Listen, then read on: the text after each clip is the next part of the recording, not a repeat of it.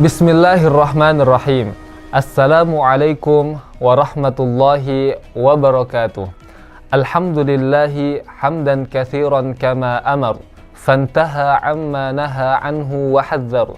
Ashhadu an la ilaha illallah wa ashhadu anna Muhammadan abduhu wa rasuluh. Fasalawatullahi alaihi wa ala alihi wa sahbihi wa man tabi'a hudah ila yaumil ba'thi wan nusyur. Pada kesempatan kali ini, izinkanlah saya, Al-Fakir Ghifari Farhan, untuk berbagi sebuah ilmu. Tidak bermaksud untuk mengajarkan, tapi terlebih untuk mengingatkan sesama muslim, yaitu adalah segala sesuatu yang dapat membatalkan puasa seseorang menurut pendapat ulama Syafi'iyah. Sesuai apa yang dikatakan Al-Quran, Ya ayyuhalladzina amanu kutiba alaikumus siyamu kama kutiba alal ladzina min qablikum la'allakum tattaqun. Wahai orang-orang yang beriman, diwajibkan kepadamu puasa sebagaimana diwajibkan orang-orang sebelum kamu agar kalian bertakwa. Kalimat bertakwa adalah untuk meningkatkan derajat iman seseorang di bulan puasa. Maka ini adalah sebuah kabar gembira bagi kita seorang muslim untuk meningkatkan ketakwaan, karena disinilah fursah ataupun kesempatan yang sangat berharga yang bisa kita maksimalkan sebaik mungkin untuk dilipat gandakan setiap amal kebaikan. Maka di sisi lain kita juga harus mengetahui segala sesuatu yang dapat merusak amal-amal ibadah tersebut. Maka kesempatan kali ini saya akan membawa judul segala sesuatu yang dapat membatalkan puasa menurut pendapat ulama-ulama Syafi'iyah.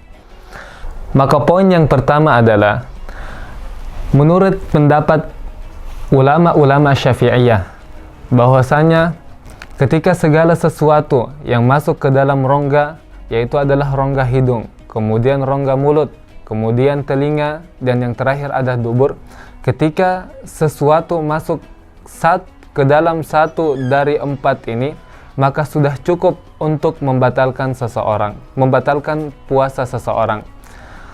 Namun timbul pertanyaan, lalu bagaimana ketika seseorang menggunakan tetes air mata untuk mengobati mata tersebut?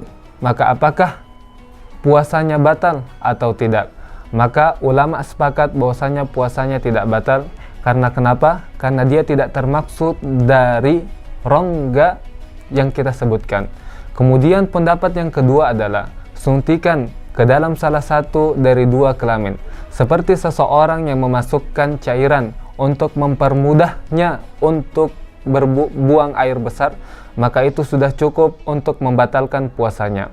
Namun ketika seseorang melakukan suntikan di daerah otot bagian tubuh, maka itu tidak membatalkan puasa karena tidak disebutkan dari referensi ataupun bagian yang kita sebutkan tadi.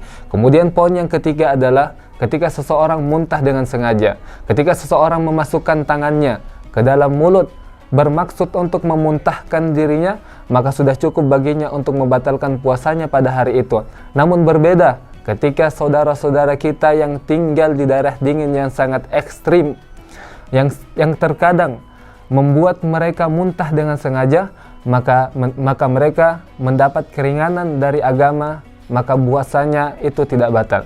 Kemudian poin yang keempat dan kelima adalah berjimaknya seseorang kemudian mengeluarkan air mani di siang hari pada bulan Ramadan. Kemudian poin yang keenam dan yang ketujuh adalah keluarnya darah haid dan keluarnya darah nifas. Kenapa disebutkan darah nifas? Karena sejatinya darah nifas itu sudah tercampur dengan darah haid, yang mana tercampurnya dengan darah haid itu membuatnya najis. Kemudian poin yang kedelapan adalah gilanya seseorang atau hilangnya akal orang tersebut. Ketika dia termaksud dari poin yang kita sebutkan, maka puasanya batal. Timbul pertanyaan, bagaimana seseorang yang pingsan, kemudian hilang akalnya? Ulama berbeda pendapat tentang masalah ini. Ketika pingsannya itu tidak sampai dengan waktu maghrib ketika seseorang berbuka puasa, maka dia tetap dihitung puasa.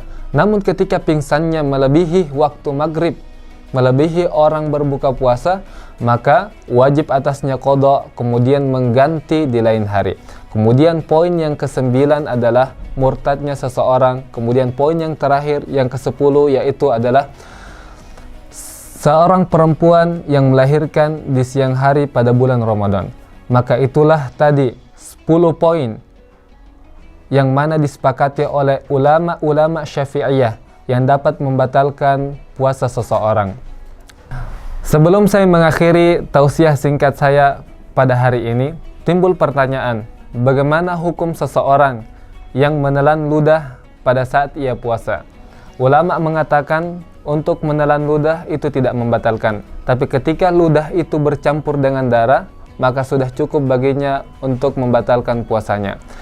Itulah tadi poin-poin yang dapat membatalkan puasa seseorang. Sudah wajib dan lazim kita seorang muslim untuk mengetahuinya, sehingga tidak dapat merusak puasa kita pada bulan Ramadan. Sekian dan terima kasih. Saya Gifari Farhan, Kairo Mesir. Wassalamualaikum warahmatullahi wabarakatuh.